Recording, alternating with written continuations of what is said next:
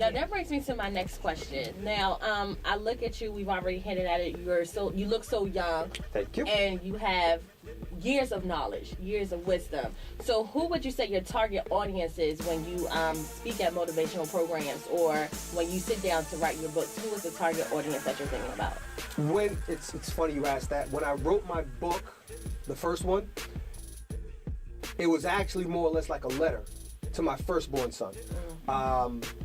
My motivation was I have a job, whereas any given day I kiss my wife and kid goodbye is a day that I can kiss them goodbye.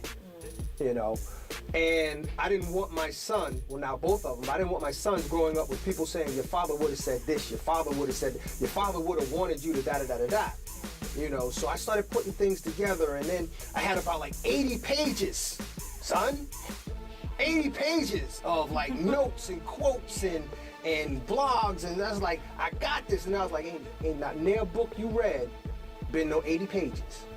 So I went back to the lab. I went back to, you know, putting my own personal insights and my life story into it. And I said, this is something that my son could deal with, my son could take. So if anything were to happen to me, my wife would be able to say, this is what your father wants for you. Okay. These are the lessons your father wants you to learn. The kind of man your father wants you to be is in the pages of this book. Fortunately, I'm still here so I could teach those lessons myself. But in becoming a speaker, I decided that I wanted my audience to be anybody who would listen. See, because not everybody's going to buy into what you have to say. Not everybody's going to listen to this radio show. Not everybody digs hip-hop. And there are people who will miss out on what I'm sharing with them now because they don't want to listen to hip-hop. So it's like, you can't try to appease everyone. And I tell people, when you start following me on Facebook, you'll see I'm a fool on Facebook. You gotta say it like that. Well, on my personal page. On my personal page. I know that's right. On my personal page. On my personal page. No, because I got my peoples here, and they're gonna start yelling at me.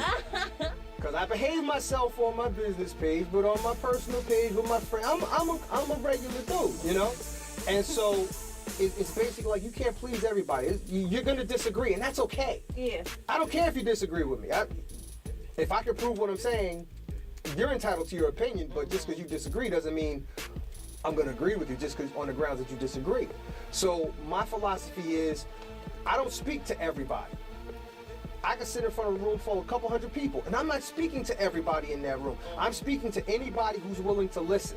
Now the age range could be, I've spoken to audiences as young as 8th graders up to adults older than me. You know, I have clients in my life coaching practice who have master's degrees. I had a client who worked for Lockheed Martin.